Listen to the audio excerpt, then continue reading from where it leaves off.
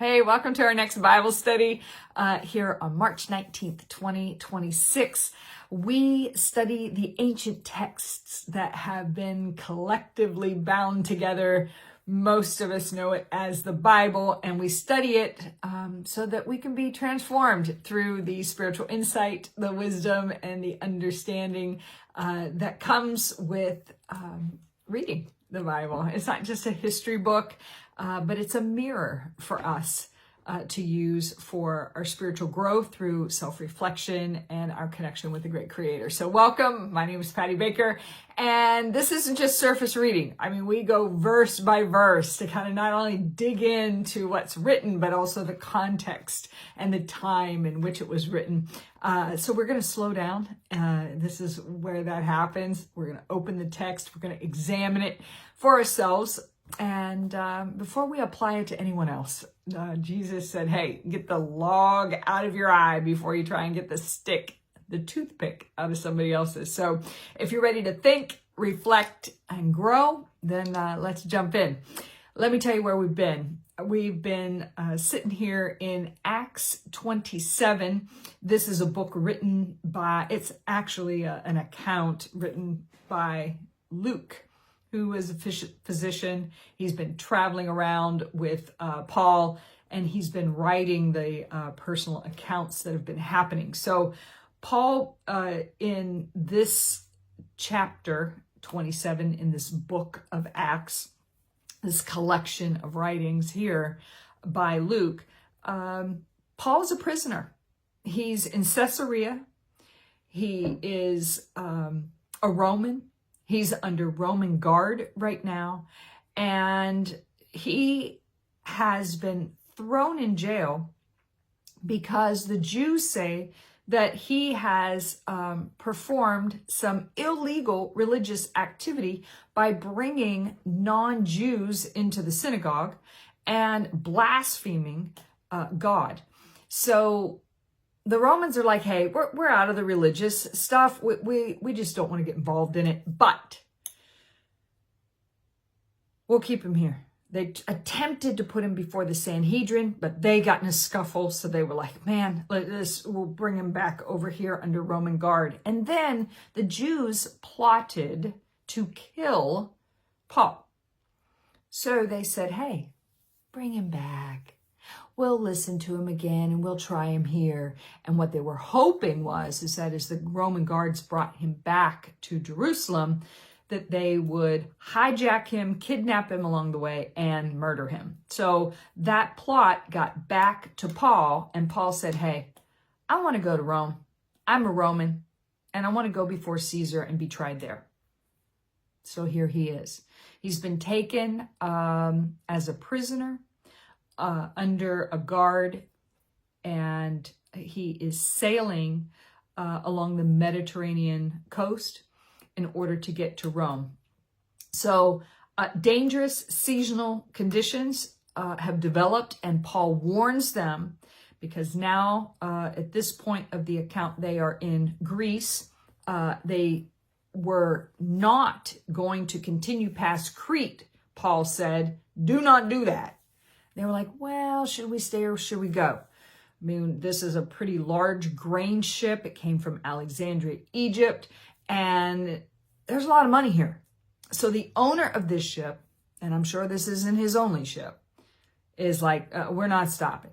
And the captain's like, I'm pretty seasoned. I realize this is probably the last trip for the season, but we at least have to get to the next port because this port is not going to hold us up for the winter. And the sailors were like, hey, we've got this, and we'd much rather go to the next port too. So this violent nor'easter comes in and drives this ship off course for days as a result of moving on. And eventually, all hope for survival is lost. And in the middle of all this chaos, an angel appears to Paul telling him not to fear, because God's promise that he will stand before Caesar will definitely happen, and that everyone on board this ship will survive. So the storm does not stop, and Paul becomes steady, and he anchors the crew, and and in God's promise that was given through him. And even if the ship itself is not going to be saved, which the angel told Paul it's destined to be lost, that everybody on the ship will survive. So the last study was called Clarity in the Middle of Chaos, and how our identity stabilizes our courage. You got to know who you are. You got to know what you believe in. You can't be a moving target.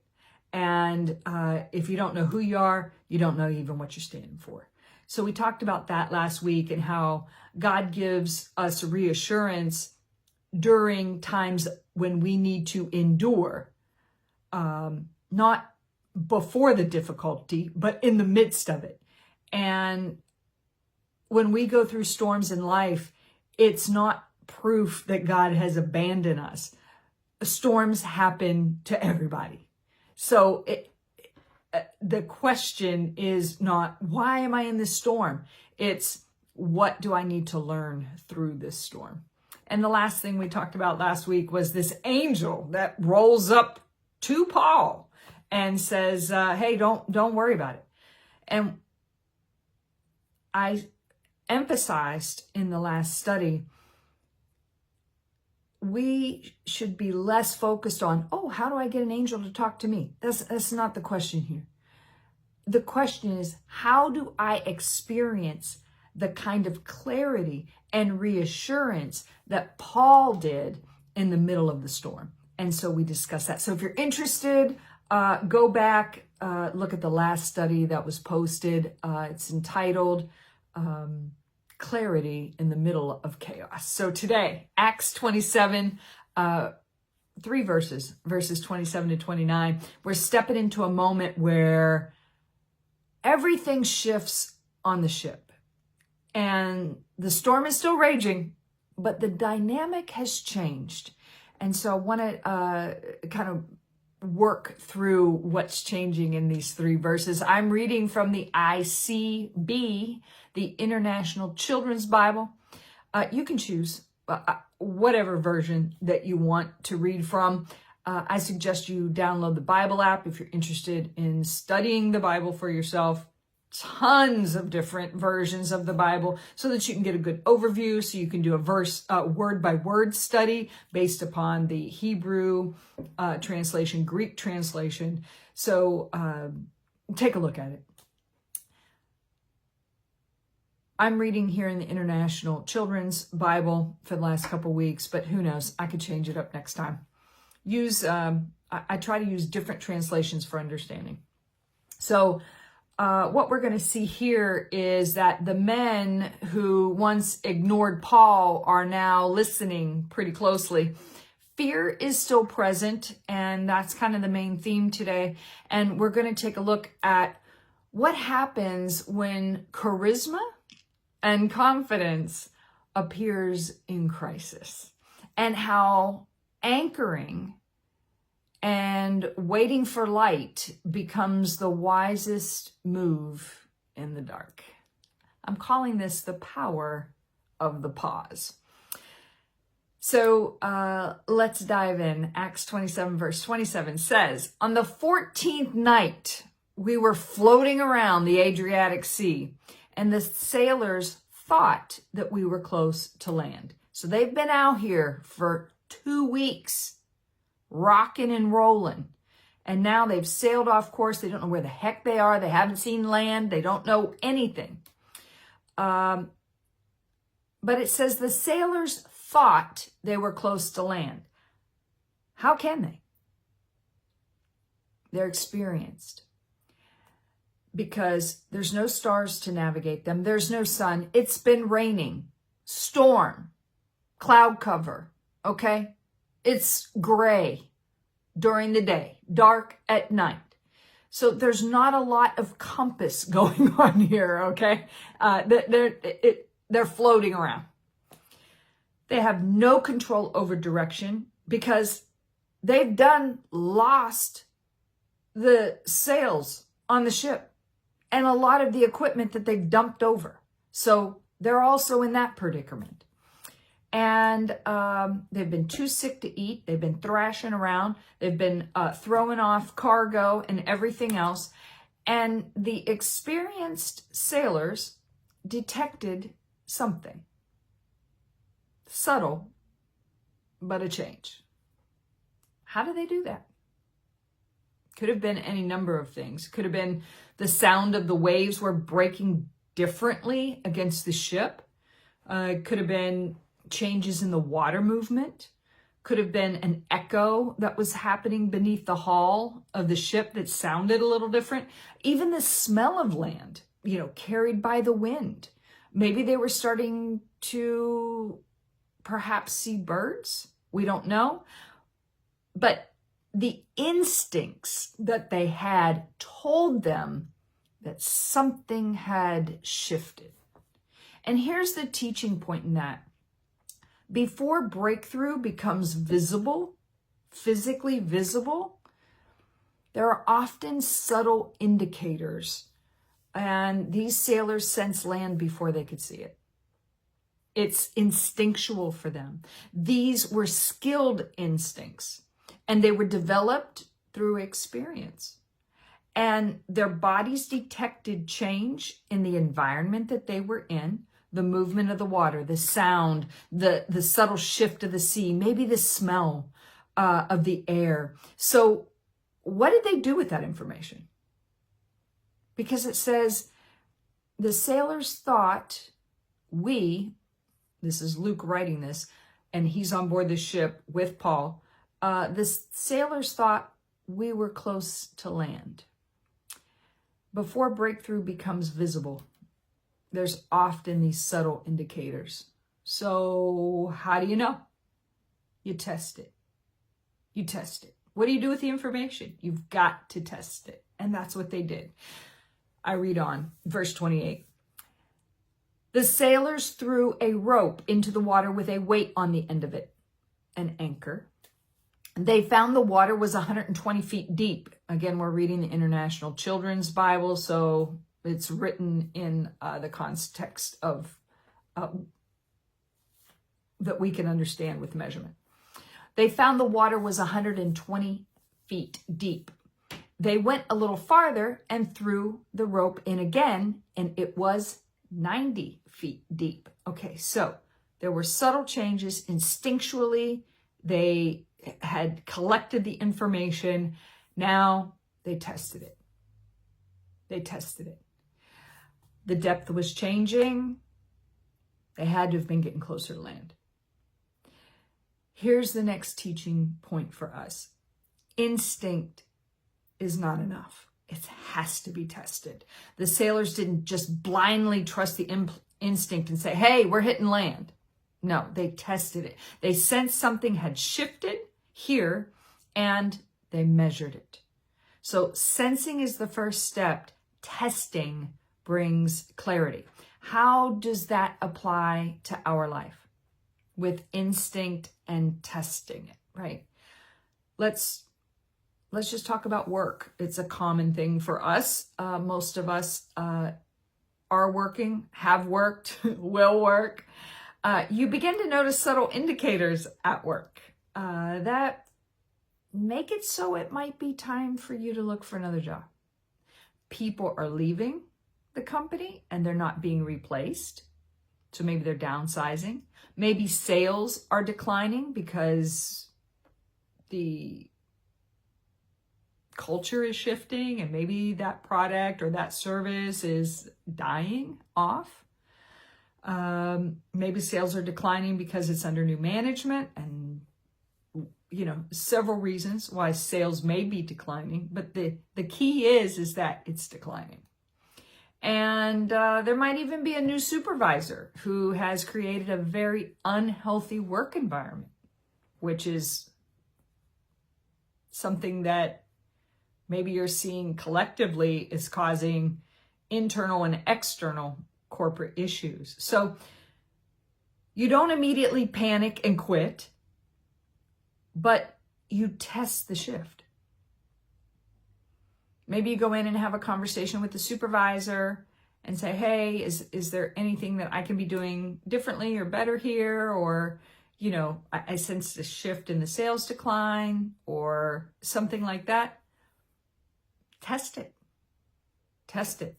Maybe you update your resume and you explore opportunities outside of this company and you start conversations with other employers. Test it. See if something sticks. From 120 feet to 90 feet, you're getting a little closer. So shifts are often present before clarity arrives in the middle of a storm. That instinct that you have and the indicators that you see, you've got to test it. Let's read on. This is the last verse for this study tonight. The sailors were afraid that we would hit rocks, so they threw 4 anchors into the water. Fear showed up, but it didn't control them. The sailors were afraid. They were afraid that they were going to hit rocks. And if they hit rocks, it was going to cause this ship to crumble.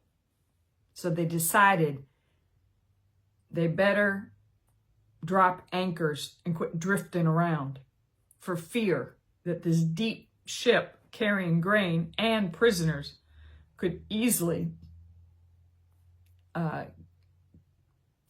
break up if it's a rocky condition. But they can't see.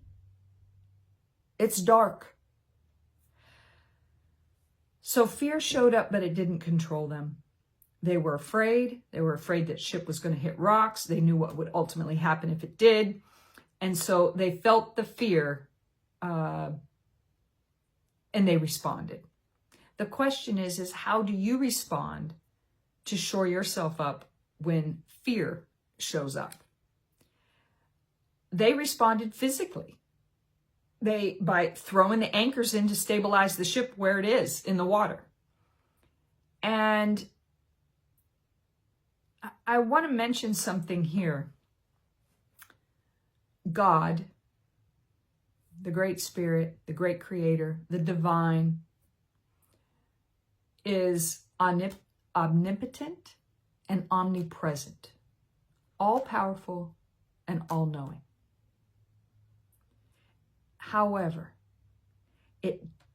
God does not remove the human experience. You cannot huddle up in a holy huddle like a bunch of hallelujah hobos praying that the ship doesn't sink.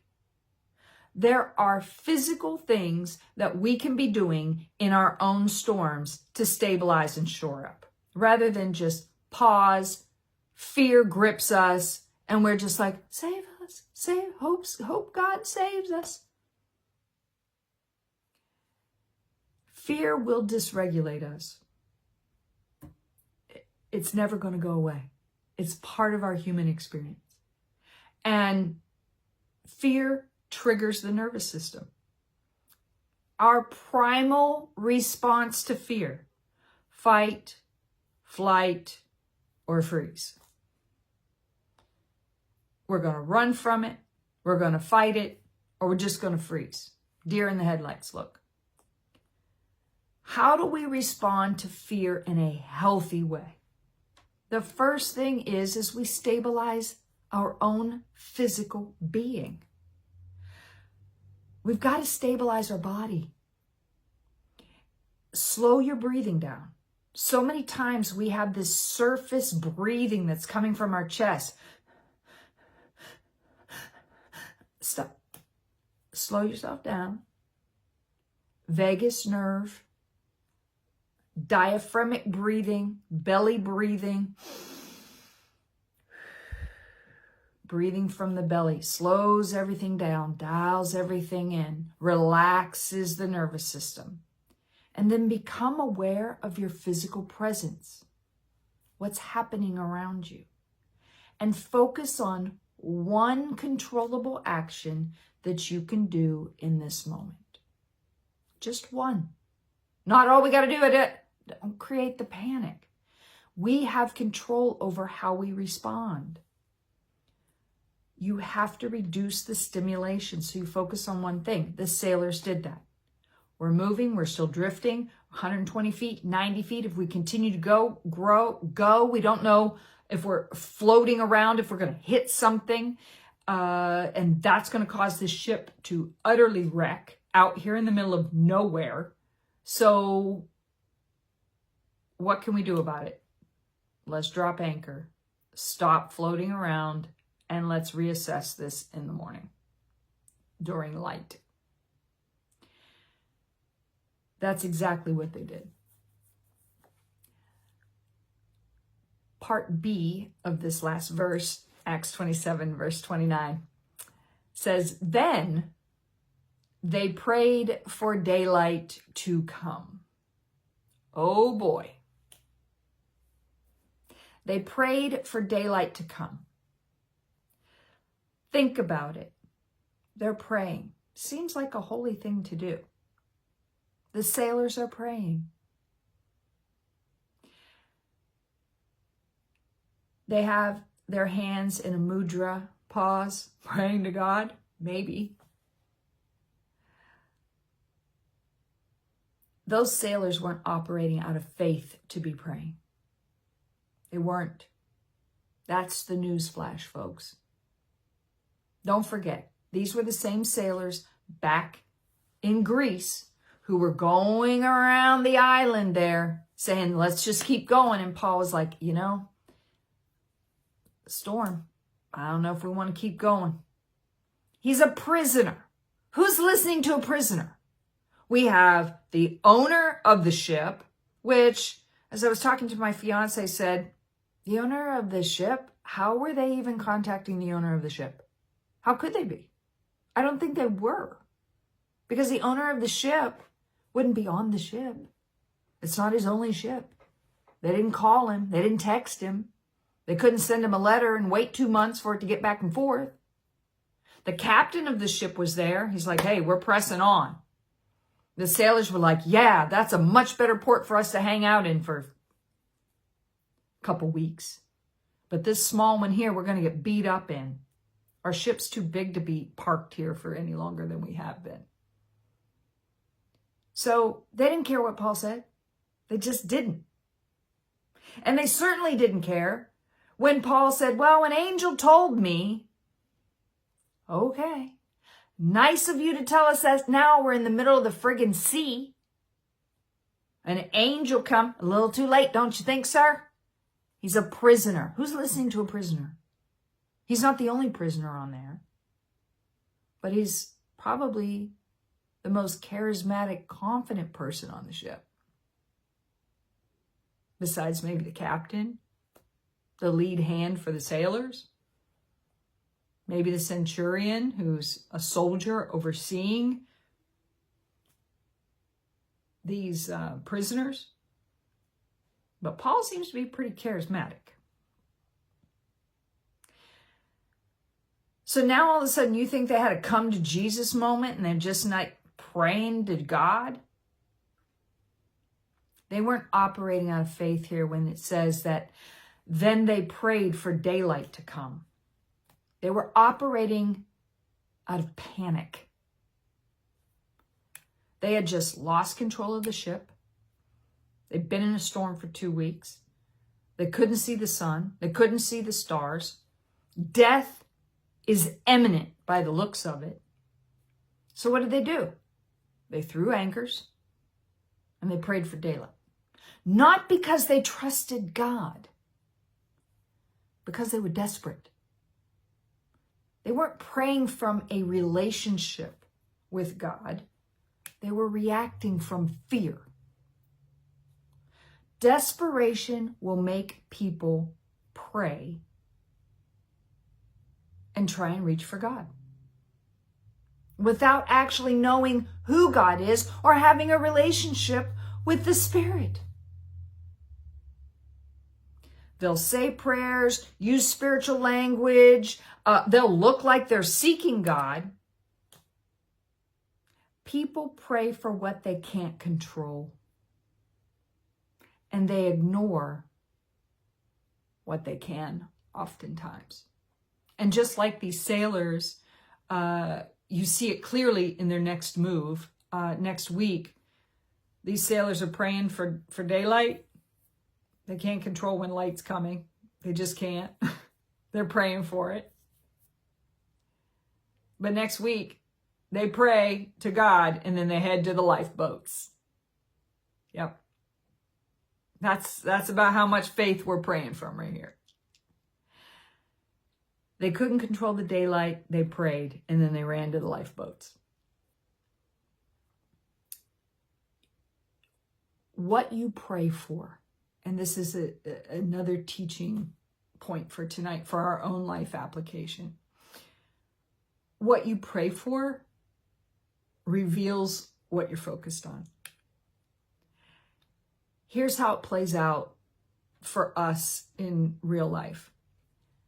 People will pray for relief. People will pray for the pain to go away before they'll pray for alignment with what God is doing. God, take the pain away. God, fix this situation. God, get me out of this. If you do, I will. And now we're bargaining with God through something called prayer. In this kind of situation, stress, uncertainty, pressure, fear is the bottom line. A relationship with God is necessary.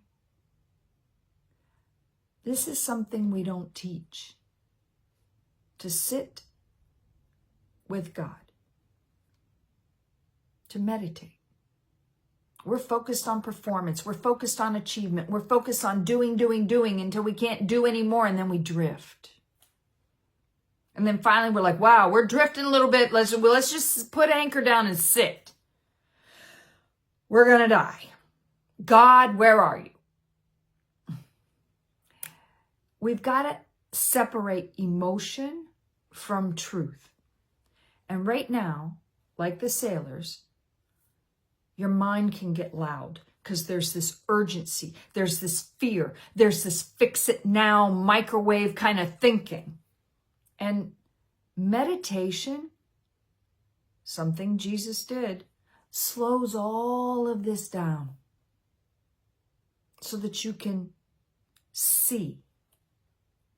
Maybe not with your physical eyes, but with the eyes of your spirit that's housed in this physical vessel. What am I feeling versus what is actually true? And if you don't separate those, you'll react based upon emotion rather than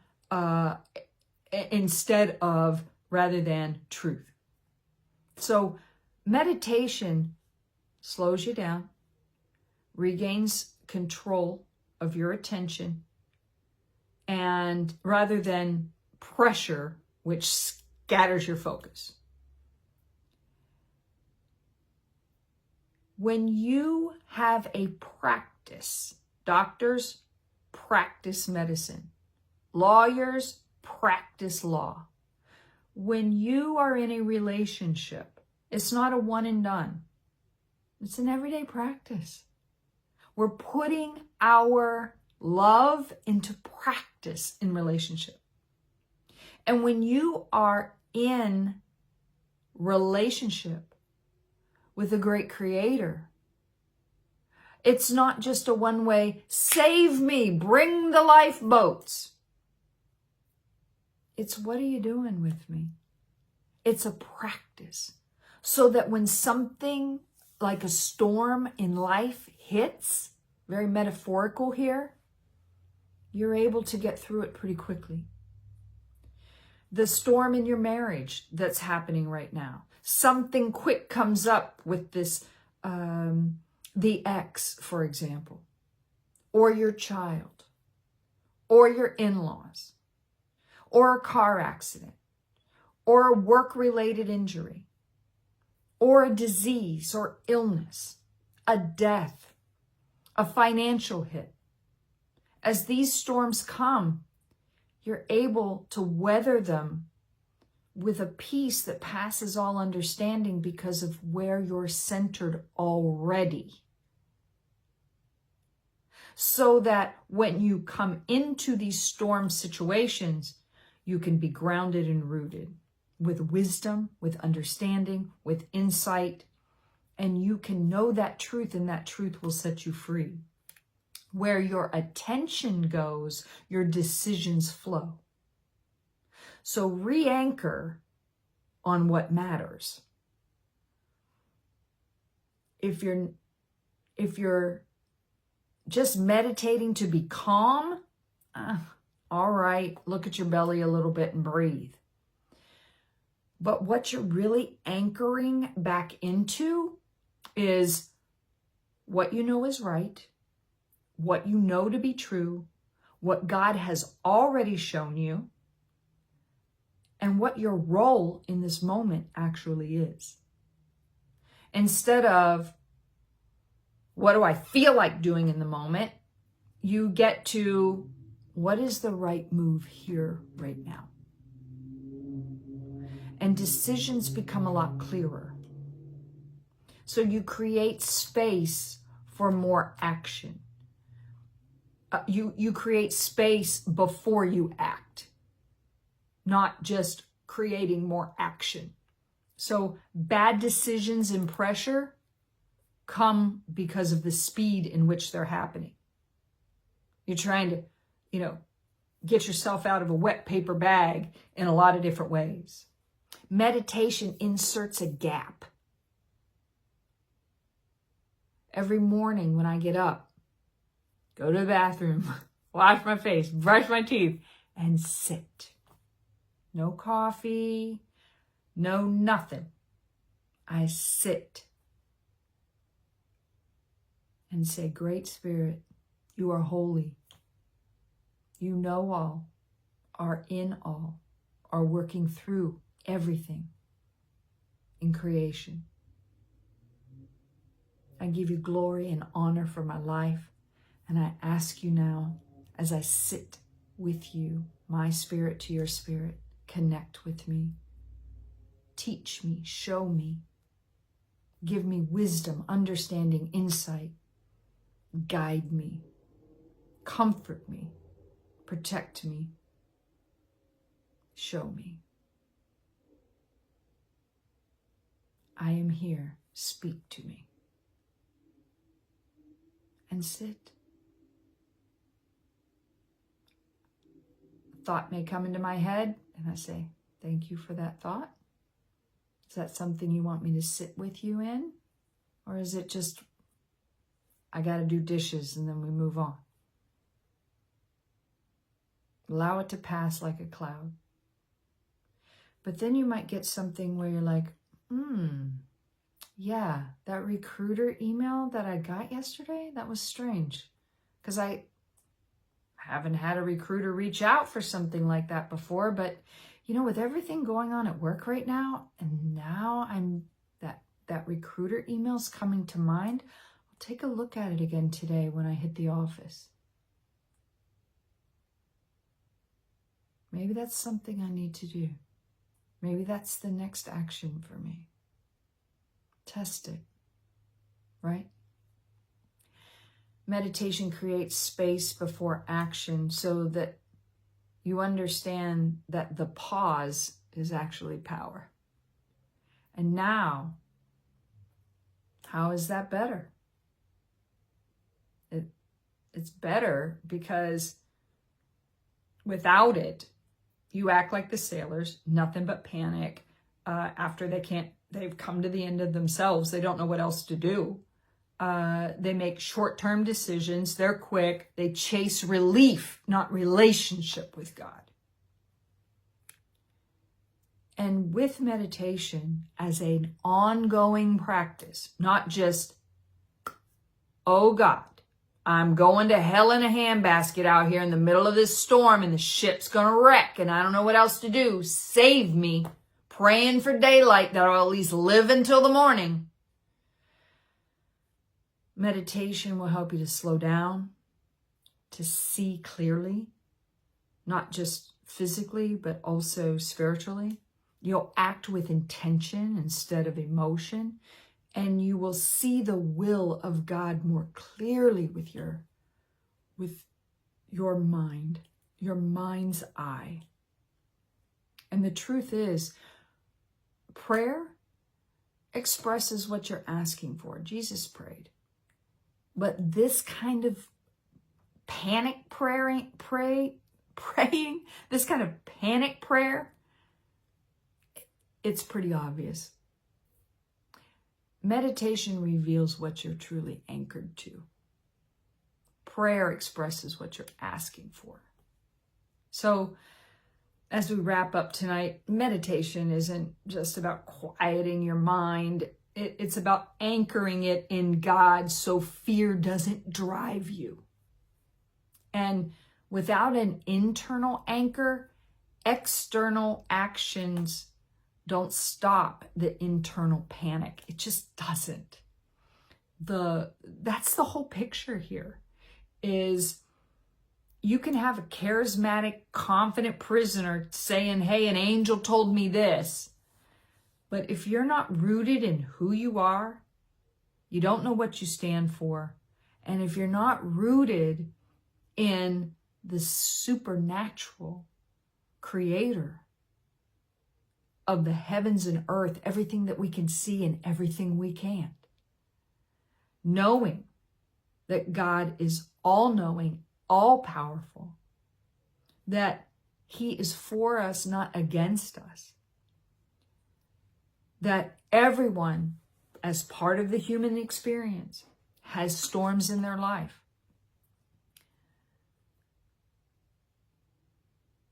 You may do the things right outwardly until you run to the end of yourself, but internally, nothing's really changed. And that's what happened to these sailors. Storms in life often do the same things to us, and they humble us, and we can be strengthened by our discernment, and we can sharpen our spiritual compass if we develop a practice of sitting with God and connecting our spirit with the Holy Spirit. And you may not see the shore yet, and light may not come immediately. But if the depth is changing and getting more shallow, and you're getting closer than you think, do more than just anchor physically, but anchor your heart. Pray for the light, but trust God to bring the dawn. Next week, we'll see that before the light comes, they anchored the ship. They prayed for morning, that they wouldn't die through the night. They weren't praying from relationship. They were praying from panic, and they were reacting from fear. And you'll see clearly their next move next week, which is they head for the lifeboats. And we'll explore the idea that just because you can leave doesn't mean that you should. And how do you know when to stay, and how do you know when to go? So tune in for that next week. Join us back here. May the truth that we've learned today through these verses steady your heart and guide your steps, and draw you closer, anchor you to the one who leads with wisdom and with grace and gives our spirit insight, understanding. And until next time, keep seeking, keep listening, and keep walking in the light and the love that the Spirit has given us.